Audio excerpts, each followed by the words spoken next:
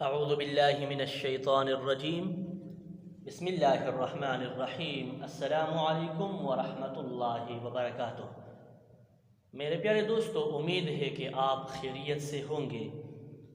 میری دلی دعا ہے اللہ تبارک و تعالیٰ مجھ کو اور آپ سب کو دین و دنیا کی بھلائی عطا فرمائے، اور اس پرفتن دور میں اللہ تبارک و تعالیٰ ہم سب کا خاتمہ بالایمان فرمائے۔ میرے پیارے دوستو، آج ہم آپ کے سامنے اسم اعظم شریف کے بارے میں کچھ ذکر کریں گے، لیکن سب سے پہلے سوال یہ ہے کہ اسم اعظم کیا ہے۔ اس بارے میں احادیث مبارکہ کے ابواب میں جو مذکور ہے وہ یہ ہے کہ اللہ تبارک و تعالیٰ کے کچھ اسماء گرامی ہے جن کے ذریعے جو بھی دعا کی جائے وہ قبول کی جاتی ہے۔ وہ اسماء تجلیات ربانی کے مظہر ہوتے ہیں، اور وہ اسماء انبیاء علیہم السلام کا وظیفہ اعظم رہے ہیں۔ لیکن پیارے دوستوں، اس بارے میں احادیث مبارکہ مختلف موجود ہے۔ احادیث مبارکہ میں اسم اعظم کا تعین نہیں کیا گیا، اس مسئلہ کو مبہم رکھا گیا ہے۔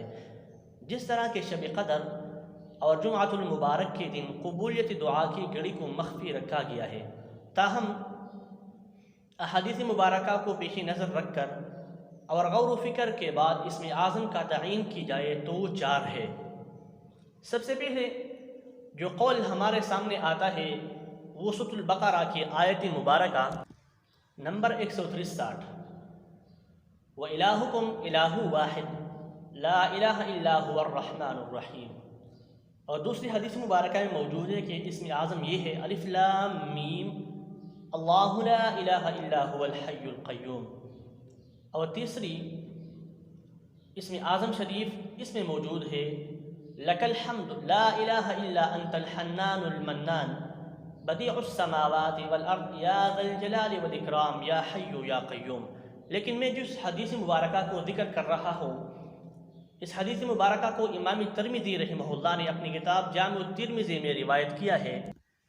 صحابی رسول حضرت عبداللہ بن بریدہ اسلمی رضی اللہ عنہ اپنے والد محترم کا یہ بیان نقل کرتے ہیں کہ نبی اکرم صلی اللہ علیہ وسلم نے ایک شخص کو یہ دعا مانگتے ہوئے سنا، اللہم انی اسألک بانی اشہد انک انت اللہ لا الہ الا انت الاحد الصمد الذی لم یلد ولم یولد ولم یکن له کفوا احد۔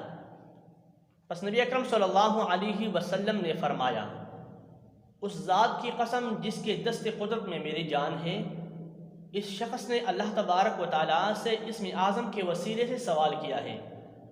وہ اسم اعظم کہ جس کے وسیلے سے دعا مانگی جائے تو اللہ تبارک و تعالیٰ اسے قبول کرتا ہے، اور جب اس کے وسیلے سے کچھ مانگا جائے تو اللہ تبارک و تعالیٰ وہ چیز عطا کر دیتا ہے۔ تو وہ چوتھی قول جو ہمارے سامنے اسم اعظم شریف میں آتا ہے وہ یہ ہے انت اللہ لا الہ الا انت الاحد الصمد الذی لم یلد ولم یولد ولم یکن له کفوا احد۔ میرے پیارے دوستو، اگر آپ کو ہماری یہ ویڈیو پسند آئی ہو تو لائک اور شیئر کرنا نہ بھولیے گا۔ والسلام۔